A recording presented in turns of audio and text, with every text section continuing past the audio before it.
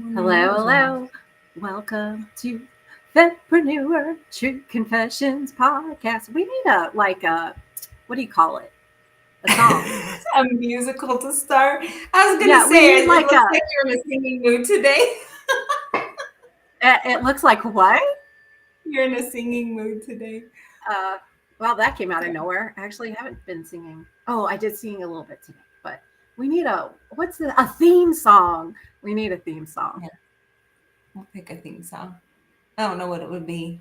Maybe that's what we asked the audience. Give us some ideas of a theme song Yeah, that for would be us. awesome. See what we could do. Yeah, absolutely. Well, hi everyone.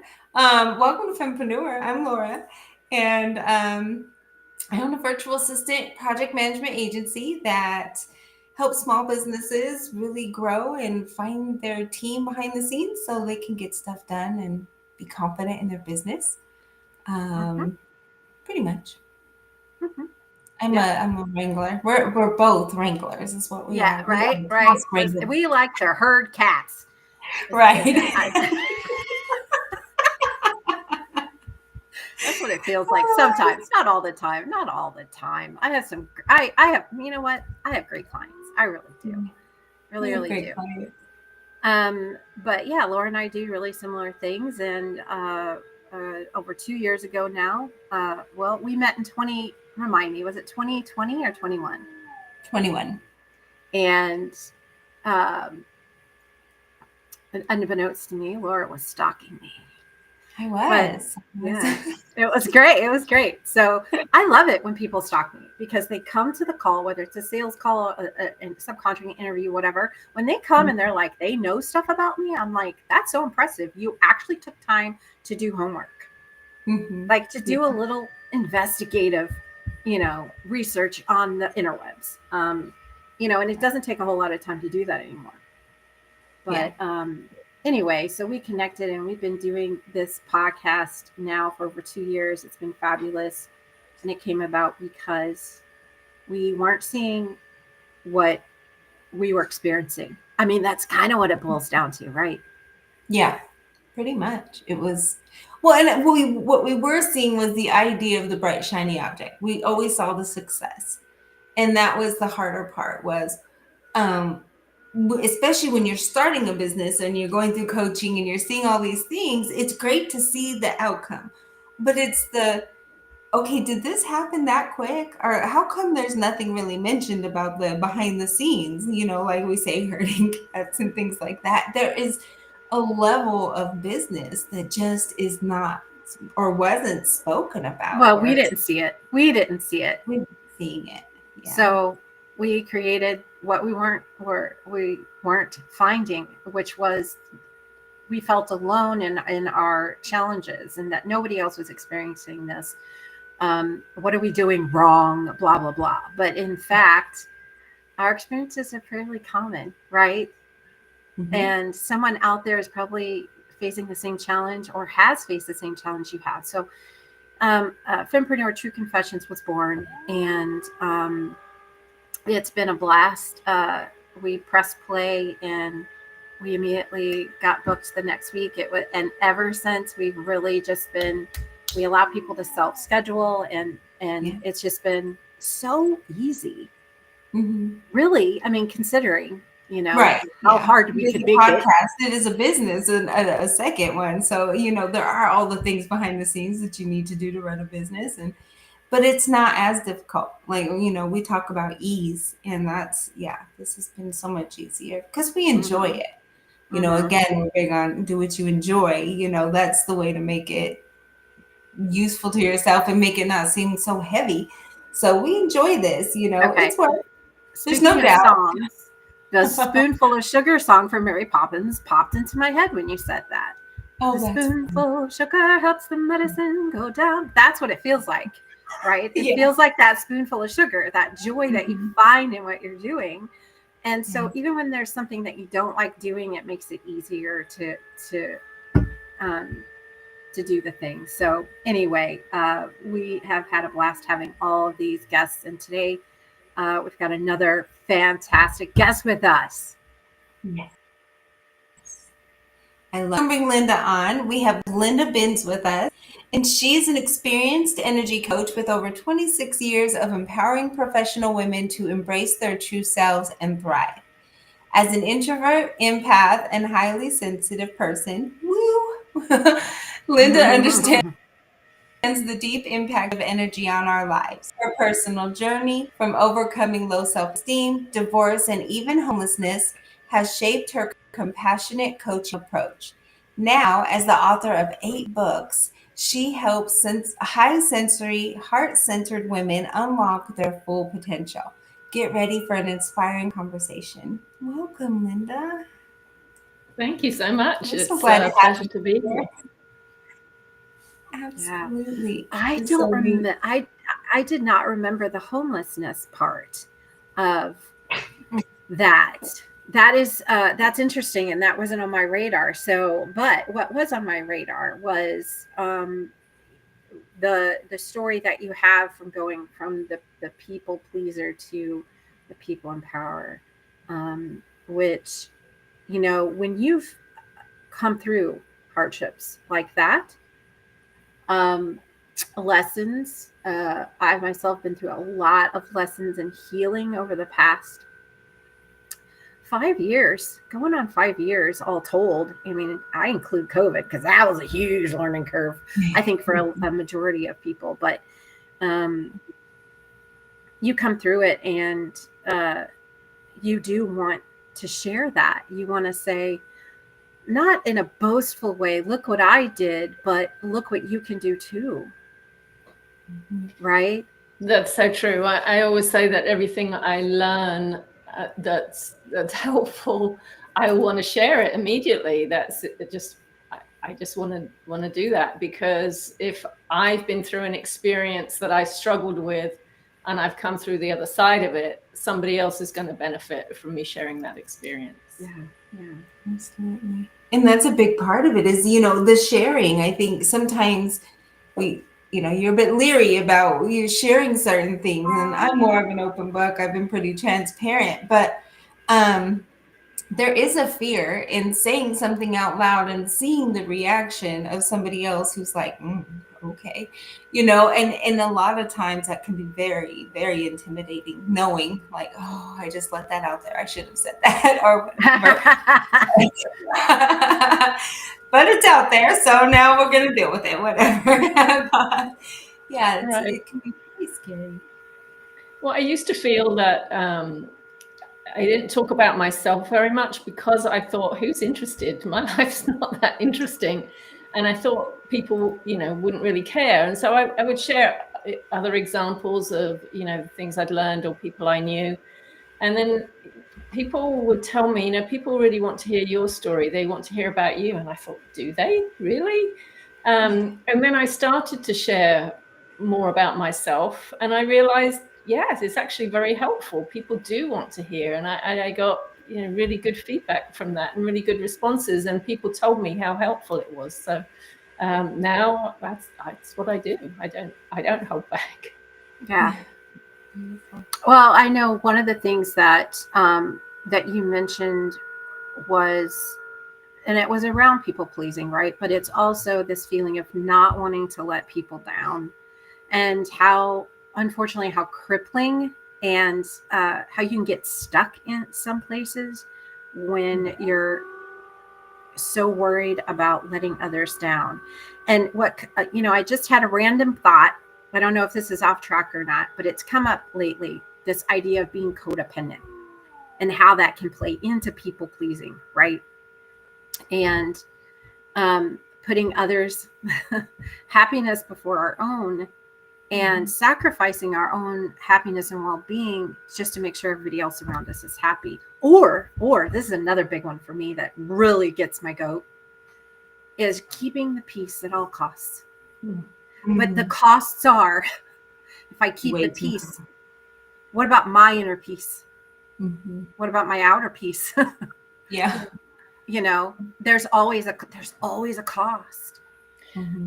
There is always a cost, and whenever you stay quiet, I call it now, I think of it as giving your power away. Whenever you don't say something, or you say yes to something that you don't really want to do, or you say no to something you really do want to do, it's just, there are so many ways we give our power away. And this idea of people pleasing and putting everybody else's needs before our own, often we think that is a selfless act.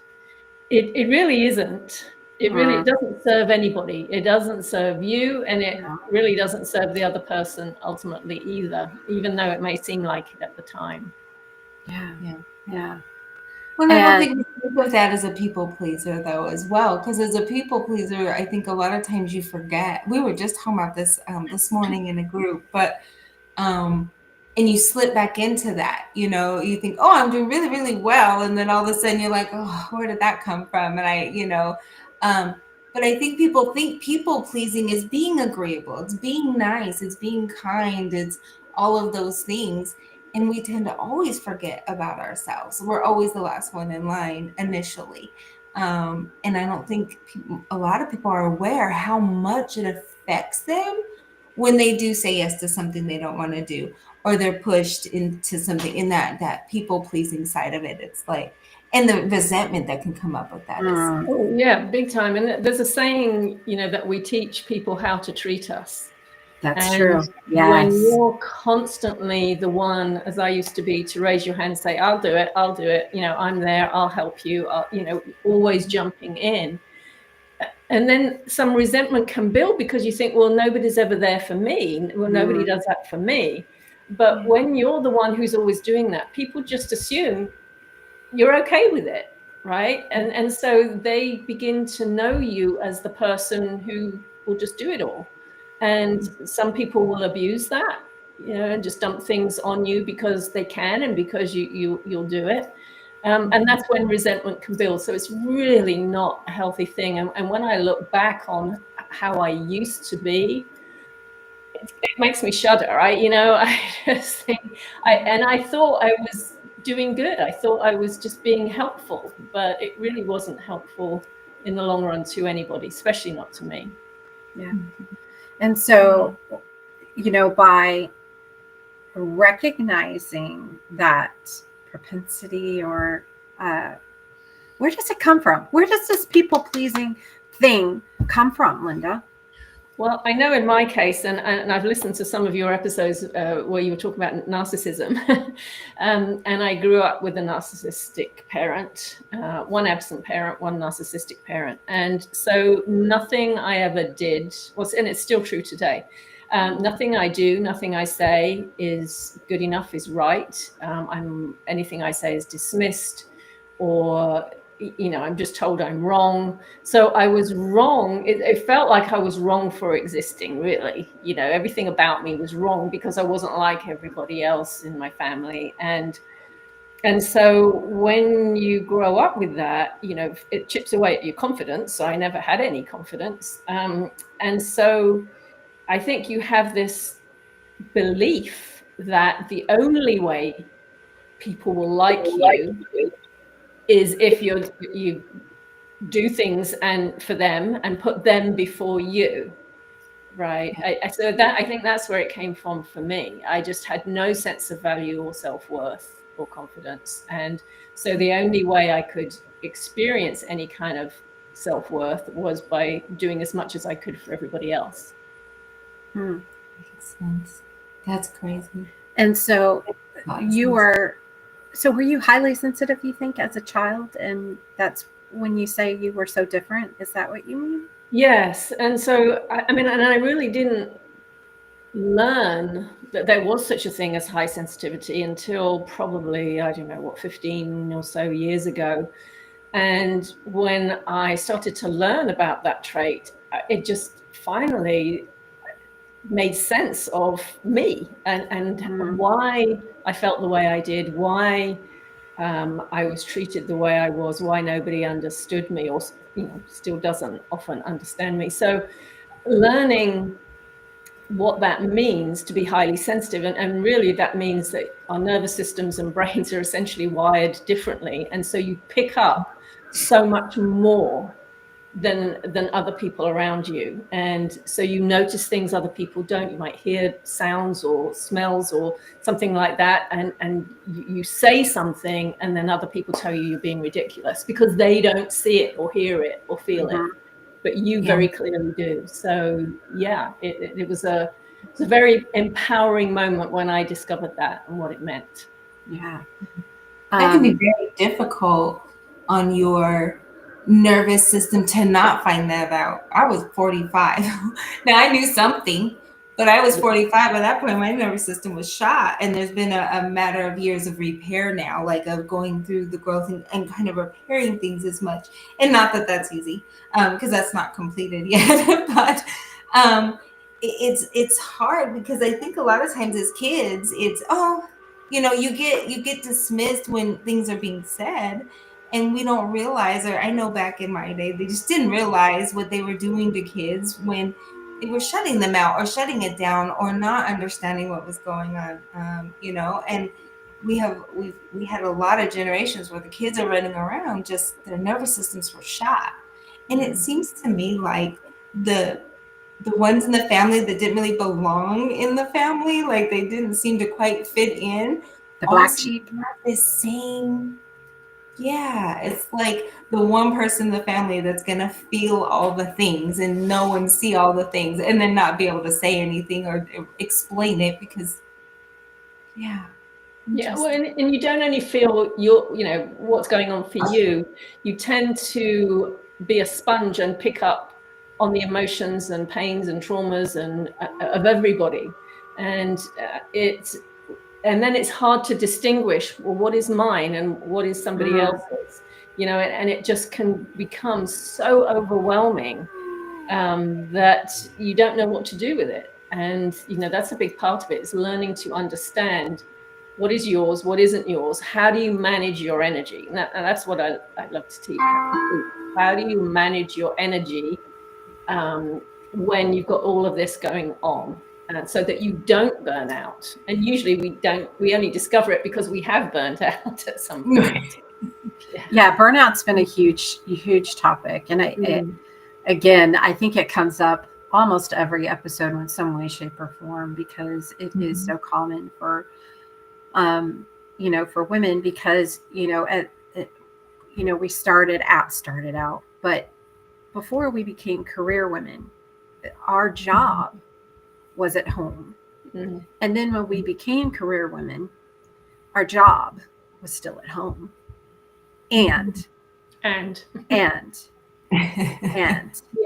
and everything else. and yet we were still expected to have dinner on the table, to all the things. I do believe that's changing. I do. But I think burnout is also, or can be, generational. Oh yeah. We've gotten to that point now where this has been several generations this is going on. Yeah. Well, and that expectation that we should be doing it all, we should be taking care of that we can't. And taking care of everything else, your business and everything else that's going on. A lot of times that expectation, or the highest expectation for that, comes from us, from ourselves. I work with women who, they're telling me all these things that they're doing. I just give this quick example. So a woman who was, every year at Christmas, she would really go all out. She had 3 sons and her husband. She would go all out and decorate the house and, make it really nice, as well as doing, all of her other stuff that she did in her business and her life.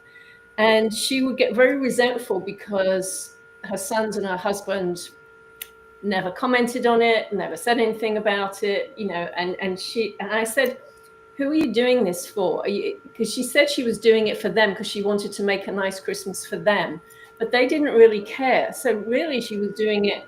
It was her own expectation that that's what she needed to do. They didn't expect it of her. And it's okay if you're doing it for you. You're doing it because you love it. But don't say, well, I'm doing it for other people. And you expect yourself to do that for other people. And we do that so often, I Yeah. think. We have these expectations of what we should be doing. And really, it's not necessary. Who's expecting that? It's usually us. Yeah. And I had that realization, that epiphany, that I was doing that to my relationships with my significant other. I was expecting things from them, getting resentful when they didn't fulfill them, but never communicating that expectation. Right. They were supposed to read my mind, damn it. Yes. Yes. Yeah. I can But remember. would literally get livid and butthurt because Yeah. they weren't fulfilling these expectations they didn't even know I had. Yeah. Right. Well, one time I've moved quite a lot, and at one time my husband and I were moving, and the removal men were bringing all the stuff in, and of course they wanted us to tell them where things were to go, and I was running around, you know, upstairs, downstairs, telling them where to put things, and I was getting very frustrated with my husband because he wasn't doing anything of that, and I said to him, "Can you just, you know, tell them where these things go?" And he said, "Well, no, because I'll get it wrong." And then I suddenly realized, I thought, oh my God, I've done that. I've made him feel that things have to be a certain way or have to go in a certain place. And he's so scared that if he says something, oh, put it over there, that's going to be wrong, you know. Yeah. And I just immediately recognized that I had done that. That was my expectation. Yeah. So one of the more profound lessons that you shared with us was about, and I don't want to get it wrong, so I'm going to look at my notes. Learning to trust yourself, right, was one of the biggest lessons that you've learned. But that's because it's also one of the biggest challenges that you have around that. Afraid of, like we said, letting people down, right? So you're putting other people's needs and desires above your own at the expense of yourself. And so you had a really cool story about how you did that for a significant amount of time. And eventually, though, you did learn to trust yourself and break that pattern. So I'd love for you to share that story for our listeners. Yeah, well, you know how they say the universe whispers to you, and then, you know, when you're not paying attention, they sort of whack you around the head. So I had a friend who's a writer, and a really good writer, and she wanted to. She did write for some magazines, but she kind of wanted her own magazine. And so we were talking about it, and I said, well, you know, I'd love to help you with that. And I really did want to help with it. And I said right at the beginning, I'll help you set it up. And then, you know, once you get to the first issue is about to be printed and distributed, I said, then that's the point where I'll walk away, because, you know, I love to help you get it started, but I don't want to run it. Okay? And I knew that up front. And so it took us about a year, pulled a team of people together, because I knew nothing about publishing magazines. So I got a team of people together and went through the process. It took a year, and finally it happened, and we got to the point where the first issue was being published. And so I can remember in the board meeting, I said, you know, this is great, we're publishing our first issue, and now, as I've always said from the beginning, it's time for me, you know, to just hand it over to all of you. And everybody was saying, no, you can't go, what are we going to do, you know, and all of those kinds of things. And I knew in my heart that was absolutely the wrong thing for me to stay. But because I was such a people pleaser, because I didn't want to let anybody down, I let them persuade me to stay. And I said, okay, then, you know, I put another sort of benchmark in and said, okay, well, I'll stay until this point. Well, I stayed, and I ended up staying there for 5 years, which meant that everything that I really wanted to do was put on hold. And it was miserable. It was miserable because that's not what I was meant to be doing. But again, I didn't want to just abandon them. So it took 5 years. Eventually, we got the magazine to a point where we were able to, we sold the magazine, and I was able to walk away from that. But at that point, I really promised myself I would never, ever do that again. And, I recognized how often I'd done that in the past. So it was one of the most difficult situations for me, and it, went on a long time. But it was also one of the biggest lessons for me. And that really showed me how I have to trust myself and stay to what I know is true for me and not let that go, even if others are pleading with me, And I wasn't the right person to run that magazine. I truly wasn't. I didn't know how to grow it and do all that. I knew how to start it, but I didn't know how to grow it. So it wasn't right for me, and ultimately it wasn't right for them. So yes, I don't do that anymore. Yeah. So lesson learned, right? You walk away.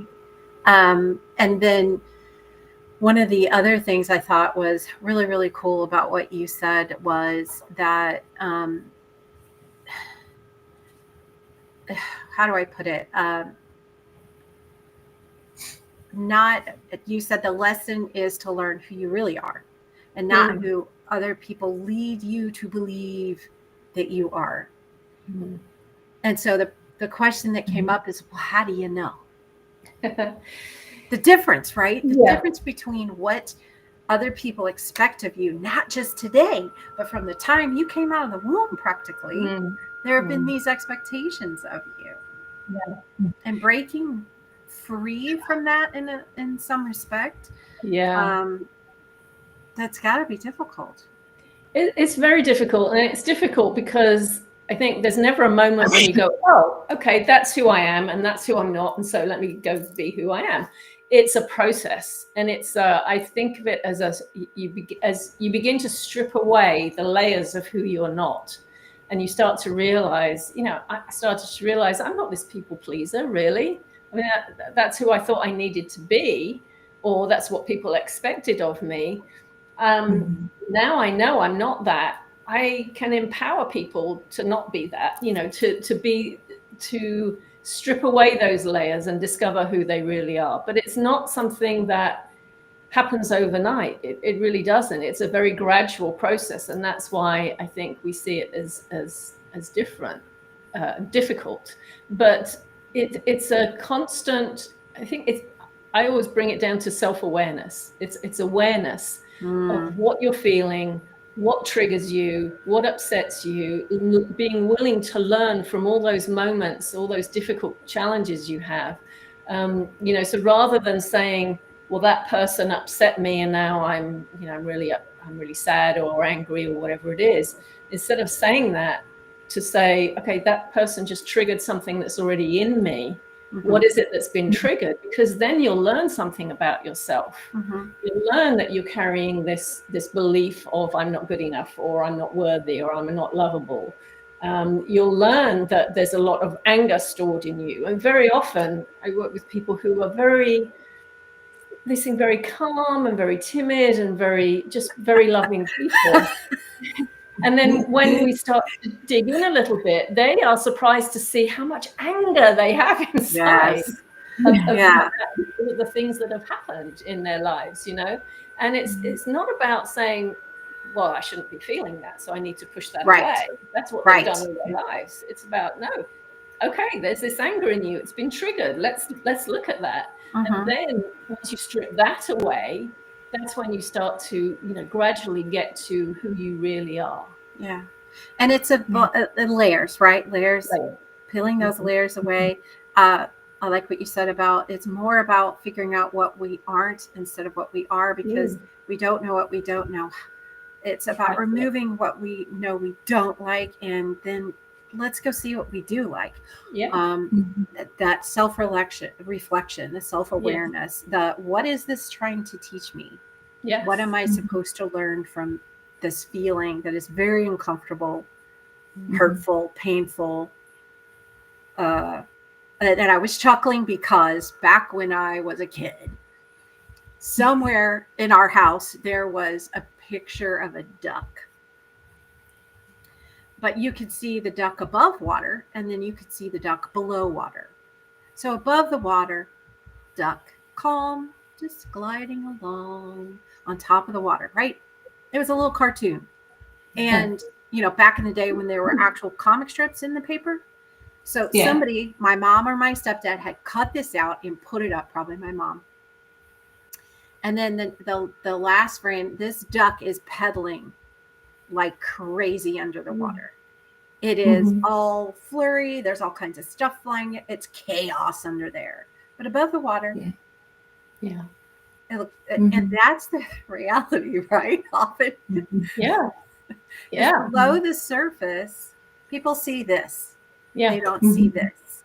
What's inside, and it can be so juxtaposed sometimes, right? This idea of this is how I present, but this is actually how I'm feeling right now. Well, and I remember an interview with a tennis player, Yannick Sinner, I think it is, and he is always he's, I think, #1 in the world at the moment. He's such a good tennis player, but it appears to be so calm, and nothing seems to upset him. If he's losing, he doesn't get upset. He just keeps going. And I saw an interview with him, and they were asking him about that. They said, "Oh, you all seem so calm. How do you stay so calm?" And he said, "I'm not calm inside. Inside, this is kind of war raging, He said, "It's only on the outside that I look calm." And that's exactly what you're saying. It's like we have this appearance of you look, and I always tell people, everybody has something going on. So you might look at someone, you might see them posting things on Facebook or wherever, and it looks like their life is perfect, but you don't know what's going on under the surface. There's always something going on underneath. And that's how we are. We present ourselves to the world as if, everything's fine. I'm doing really well. And then you don't know what's going on really in their lives. That's why I love your podcast, because you get to those things, right? It's not just about, this is the success level. It's like, okay, what's underneath that? Yeah. Well, and part of being underneath it, I think, as you were talking about, people pleasers and people who are used to having a bunch of people around them. I was a loner, but still a people pleaser. And so losing, when you start to set those boundaries, you start to make those changes and figure out who you are. I recognized I was losing a lot of people in my world, a lot. And not that I'd already kind of started to do that kind of release of things, but it just continued to compile. So as somebody who didn't have a whole bunch of people in their world, it seemed like I was drifting down to nothing. Did you experience that in a lot of ways? Were there a lot of people that kind of just really fell off from your world after that? That's a good question. As you started to... Yeah, it's true. Well, for two reasons. One is as you start to really see who you are and realize, I'm not this people-pleasing person. I don't need to be doing this, and you step away, then people start to realize, oh, well, she's not just going to be there doing everything for me all the time. And so sometimes people will just drift away because of that. But then there's also the case of sometimes you realize that there are people in your life that don't really belong in your life anymore. And because they're not healthy for you. And so sometimes you are the one who makes the decision, I need to leave this situation, or I need to distance myself from this person. So yes, I think very often what happens is I see people in dysfunctional relationships, like they've had a friend that they've had ever since school days. And this person is always sharing their drama and trying to pull this person into their drama. And they stay in that relationship because it's a long-term, they've known this person a long time, and they feel that they should stay in this relationship, even though it's dragging them down. Sometimes we have people in our lives who we may be really close to, but they're pulling us down. And so you have to decide, when you start to understand who you are and you start to put yourself first, then you can start to recognize that you need to make a decision. Is this person supporting me in my life, or are they trying to pull me down? I think it was Oprah Winfrey who said, I will pull you up the mountain, but don't you dare try and pull me down. Right? It's like that. So you start to become more aware of the energy and the motivations of the people who are in your life. And if they're not serving you, then you are not serving them either, right? So, because sometimes if you have someone who has a lot of drama and they keep trying to pull you into their drama, and then if you allow yourself to go into their drama, well, it's not serving you, but it's really not serving them either, because it's keeping them stuck in that drama, right? And in that pattern. So yes, I think as we become more self-aware and gaining confidence, there will be relationships that fall by the wayside, and they need to. Yeah. And they I need had to. one long-term one that I've kind of drifted from, and we moved states, so there was a moment in there of us not really being connected. And when I brought it to the attention of, you're very distant, this is going on, and those kind of things, and I bring it to her attention, the result back to me was very gaslit and very, I didn't catch in the moment. It's been a couple of years, and then I reread some messages recently and realized I walked away in a very kind way, but I was very honest. And to have that come back at me was the realization of, this is why. Yeah. This is, and I didn't say anything else. Like, I didn't point that out to her, but that in my mind became very clear. Like, I had very fuzzy clarity. So in that moment, it was one of those, whoa, that just became super clear. And I had to step out of it for quite a long time to then recognize it. Not to want to go back and call and see how everything is, or to check and stuff, because it was a whole lifetime. But it really was a cut. It was I with all love and respect, I need to cut this and go. And it wasn't taken very well. It seemed nice, like when it was messages were written, but some of the things hidden in the message back and stuff, I was just like, wow. And that was one of my very first realizations of, my world is so much different from how I grew up and the people I was around for so long. That where I'm at now, nobody knows me, like, in person. And in my business world, what people know of me now is the growth and where I've changed. But from my past, nobody truly knows that except for a few people. And they're not really in my world anymore. They're not in my life. And it was very clear then that I had spent a lifetime being a person I wasn't. Yeah. And when you're in it, when you're in that relationship, whether it's a friendship, significant other, it doesn't matter. It is very difficult to have perspective and be objective. And so I love that you said that, Laura. It took quite a while before you happened to look back and go, wow. It's and then the more self-aware you are, the more, or the sooner, I should say, that you get these insights as to, this is a relationship I don't need to be in anymore. So I was had a sort of business relationship with somebody. She's in another country, and we used to speak every month, and to support each other. And we'd been doing this for a number of years. And then I don't know, just one day, I just suddenly knew that this wasn't serving us, either of us, anymore. And so I knew that I had to say something. So I did. I sent a very positive message, and just said that I think we're not serving each other anymore, and I think it's time for us to not communicate so all the time. And she immediately came back to me and made it my fault. Right? Well, yes, I knew this about you, and you've done this, and I thought, wow. Okay, so all of that was under the surface, which I didn't really see. But now when I look back at it, I can see that it was there. But you're right. It's when you're in it, you don't really see it. But this is where trusting yourself comes in, because I just, out of the blue, got that, just this knowing that this relationship needed to end. And I trusted that. And so I think the more self-aware you are, the more you gain those insights, but you have to trust them. So when you say the more self-aware you are you talking about intuition? Well, I think intuition, I think we all have it, and I think it develops more as you learn more about who you are, and how the more self-aware you are in terms of being willing to look at yourself. So something upsets you, instead of making it about the person or the situation, you look at yourself.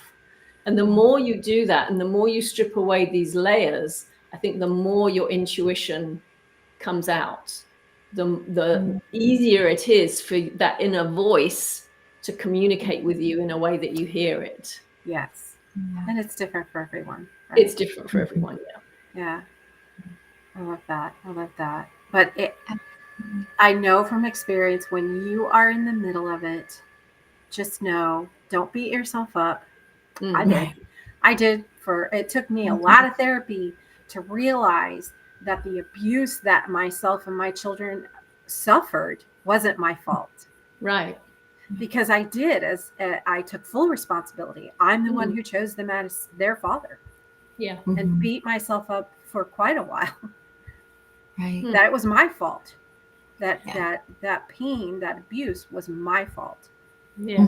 When it wasn't, because I never forced that person to do what they did. Right. Or say what they did. Yeah, you have to forgive yourself. Yeah. And I think that's the first thing. And you said it earlier, you said we don't know what we don't know, right? And so you have to forgive yourself for not knowing or not being aware of something at the time. But as soon as you know, as soon as you start to become aware of it, well, now you can do something about it. If you know better, do better. My answer, right? Well, and I think a lot of it, a lot of times we hear that your friends and your family, like, you're supposed to do this in non-judgment. Like, you're not supposed to be judgmental. So that means supporting them through, even if you don't agree. And that's, I think, where I had to end up stopping was, I don't have any judgment about what's going on, but I don't want to be involved. Like, it finally became that moment of, I need to walk away because this isn't for me, and not because I'm judging the situation, but this is definitely far from me. Well, that's discernment, right? Let's differentiate. Right. Yeah. That's another thing that can be very difficult, is discernment. And I still struggle with that. Like, but it's very interesting, because I've noticed through the years that no matter what the reasoning, it seemed to always get turned back on. Well, then now you're judging, or you're mad, or you're this. And I think we see ourselves in that same light, where you don't want to judge someone. You don't want someone to feel bad. I'm generally a nice person, and kind. I can be mean, there's no doubt. But generally, that's not who I am. But I was spending a lot more time in an attitude and being mean and aggressive. And that's how people knew me as. And now, people are like, you're not like that. And it's very interesting, because I feel so much more comfortable in that non-mean, aggressive way. But I had to let go of them in a non-judgmental. I always do it with love, but it's still, I've got to go, and whatever you have to do to figure out from there. I told you my side.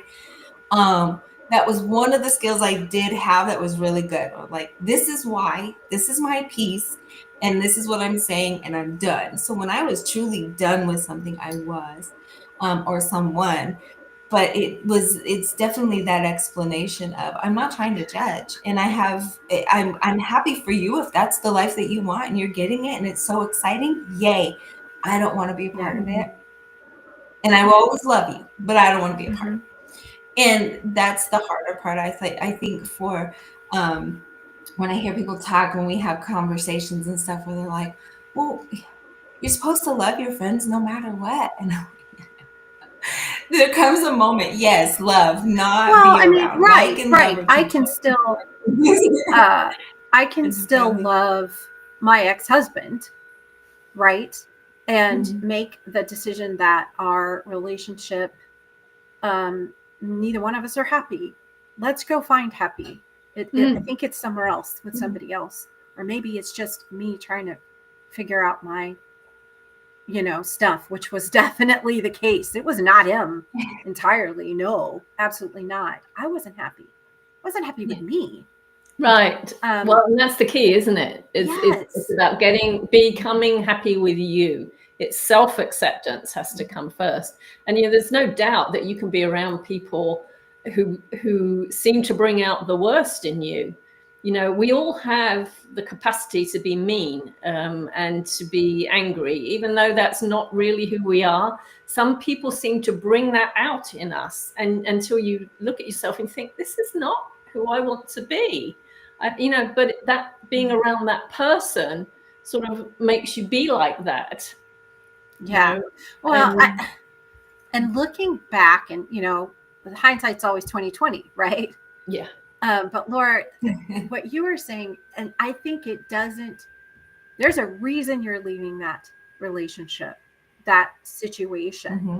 And what I noticed, what came very evident was that even though we were in open communication, we still love each other, we don't hate each other, we didn't have a big blowout, we just came to this realization.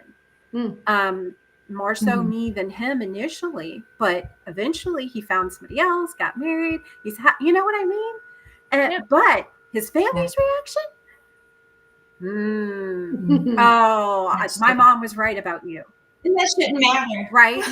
As soon as you say, this isn't working for us, suddenly everybody comes out of the woodwork and, I knew you were an awful person. You were never good for him. That kind of thing. But there's a reason, right? They felt like that the whole time. Felt like that the whole time, and they were acting or gaslighting you, one of the two. Yeah.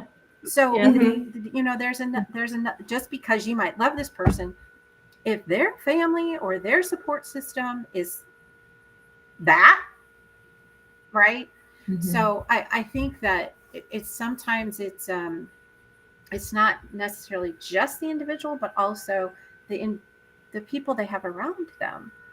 Oh, very, very much so. And it's not until you really commit to learning about yourself and to really engaging in that self-exploration that you start to become aware of some of these things, that you're just going through the motions, so that both of you are not really happy, or whatever it is. Sometimes we're just doing that because that's what we've always done, or that's what the expectation is from other people. You could have said, oh my gosh, I can't end this relationship because the family is going to be so upset. Right. People stay They're together. going to be upset either way. Right. But if it's not serving you and it's not serving him, then why would you stay together? And yes, the people around you might be upset, but that's not your responsibility to make them not feel upset. And it's right. If we're back to the people pleasing. Yeah, that if they're feeling upset, that's because of whatever is going on with them. That's nothing to do with you. Yes, correct. Yes, I hate that word. I know we talked a lot about personal relationships here, but this goes into business. It's the same type of thing. We had to. It's a relationship. Yeah. Whether as well. So I just kind of want to pull that back in for everyone. Sorry. Yeah. Definitely. Because like Linda said, I mean, she was in a business relationship when she said this, and all of a sudden when she said it, there's this backlash. So yes, absolutely happens in business relationships period, because business is relationship, right? So I hate that we're out of time, but I do want to give Linda, I want to give you a quick shout out. You've got a free personal energy assessment that our people can take. We'll drop the link for that. It's a holistic evaluation of your life, and it helps you identify specific areas for improvement. She also has a community called Stuck to Unstoppable, and we'll drop the link for that as well. Linda, thank you so much for being with us today. It's been a pleasure, and I just loved this conversation. Well, thank you for having me. And I've loved this conversation. As you can see, it's something I could talk about all day. So yeah, we could go on and on. But one of the things we like to do is have the current guest introduce the next guest. We feel like this really models our vibe about collaboration over competition. And so Linda is going to introduce next week's guest, which is Jennifer Regular. Okay, thank you. And I love this idea. Jennifer Regular brings a fusion of spiritual insight, modern leadership principles, and compassionate guidance to individuals and organizations seeking to elevate and evolve towards greater purpose and impact. As a trusted authority in conscious leadership, Jennifer's insights and perspectives resonate with a global audience seeking holistic approaches to personal and professional growth. As a speaker, author, and podcaster, her ability to inspire and guide others through various mediums enhances her authority as a beacon of wisdom and inspiration. By advocating for a purpose-driven economy and nurturing authentic leadership, she contributes to the global movement towards positive change and sustainable growth. I could listen to you talk all day. I'll be honest. Yes, I love her accent. So, and our only thank you, Linda. Our only announcements this week is the same as last week. We are working on our membership, for our free membership for our listeners, called Fempire Collaborative Network. Please go to ftcpodcast.com and sign up for the wait list for that. And we're super excited about it. Can't wait to get it launched. Thank you too for those who tuned in live. We appreciate you being here on YouTube and Facebook. And we will see you guys next week at the same time on Monday at 12 Eastern. Bye. Thank you, everyone. Bye.